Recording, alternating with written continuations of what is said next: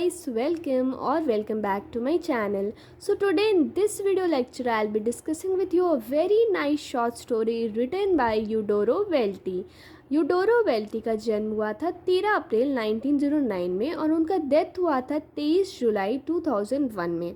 वो एक अमेरिका की शॉर्ट स्टोरी राइटर थी, पर वो हमेशा साउथ अमेरिका को फोकस करती थी. उन्होंने अपनी स्कूलिंग कोलंबिया बिजनेस स्कूल से कंप्लीट की और उनकी एक work fictional novel the optimistic daughter के लिए पुलिट्जर प्राइज़ भी मिला था.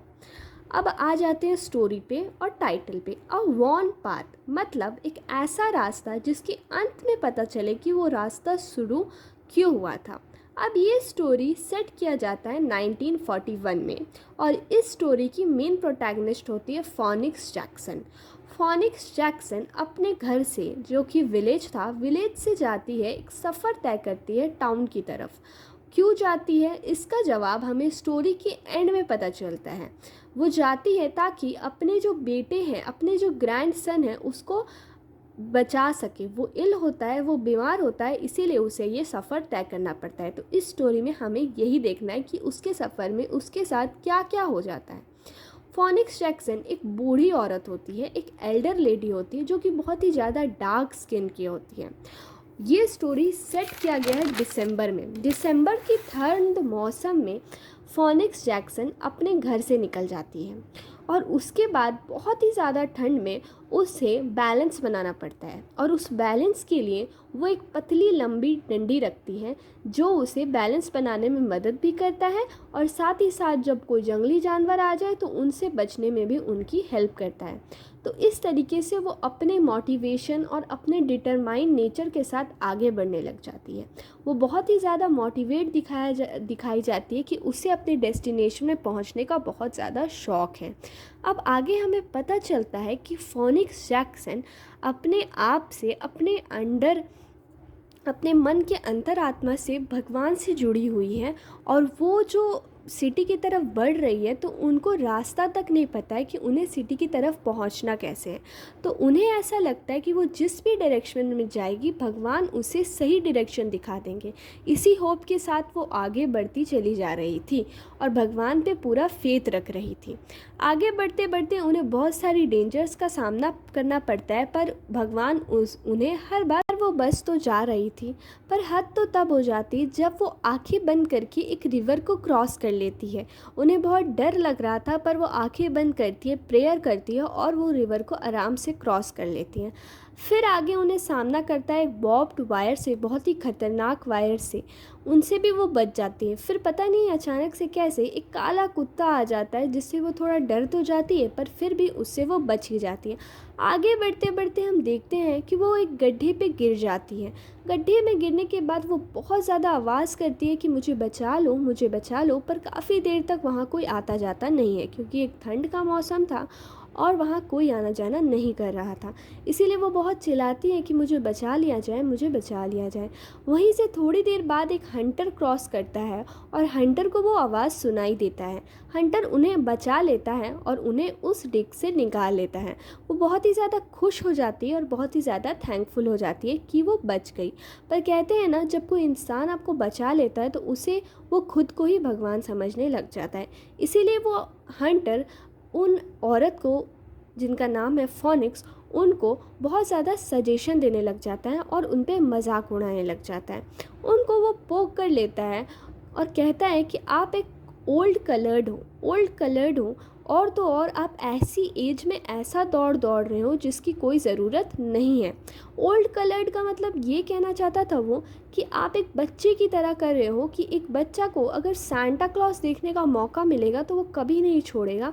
उसी तरह आप फोनिक्स, आप भी वैसा ही कर रही हो जैसे आपको कोई सांता क्लॉज देखने जाना हो और आपको भी अगर सांता क्लॉज देखने का मौका मिलेगा तो आप भी सांता क्लॉज देखने का मौका नहीं छोड़ोगी.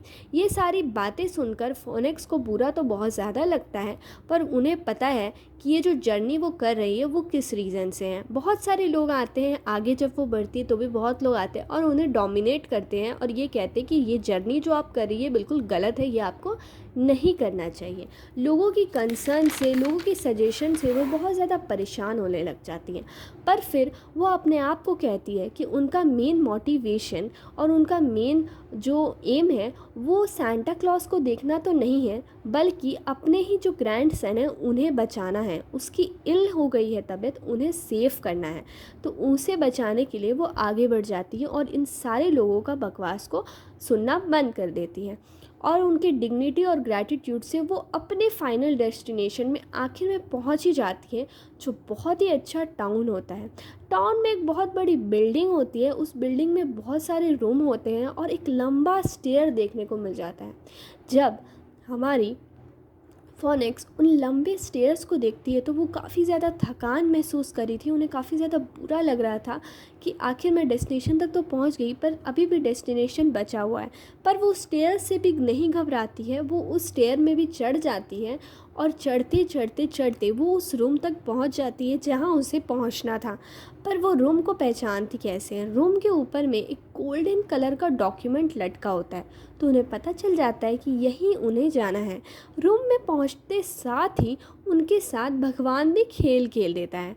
वो उनकी मेमोरी की लॉस हो जाती है और उन्हें याद ही नहीं आता है कि आखिर वो इस रूम में करने क्या आई थी।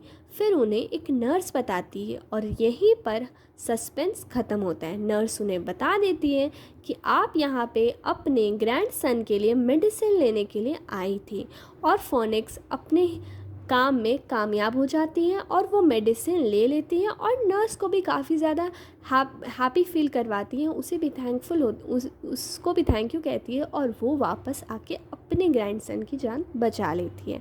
तो ये स्टोरी काफ़ी ज़्यादा अच्छी, काफ़ी ज़्यादा मोटिवेटिंग और काफ़ी ज़्यादा अच्छी स्टोरी है। यहाँ पे कोई बहुत ज़्यादा इंटरटेनमेंट या बहुत ही ज़्यादा ग्लैमर लाइफ नहीं दिखाई जाती, बल्कि एक ग्रैंडसन और उनकी ग्रैंड मदर की लव दिखाई जाती है, प्यार दिखाई जाती है, जो कि उन्हें मजबूर करता है कि ऐसी एज में काफ़ी सीढ़ी चढ़ने से और सफ़र लेने के लिए। आगे हमें दिखाया जाता है कि उनकी स्पिरिचुअलिटी कितनी है। अगर थीम की बात करें तो थीम में हमें स्पिरिचुअलिटी दिखाया जाता है कि वो बहुत ज़्यादा स्पिरिचुअल होती है, इसीलिए वो रिवर क्रॉस करती है, इसीलिए सारे ही सर्कमस्टांसेस से वो बचती जाती हैं, बिना रास्ता देखे भी वो आगे बढ़ती रहती है।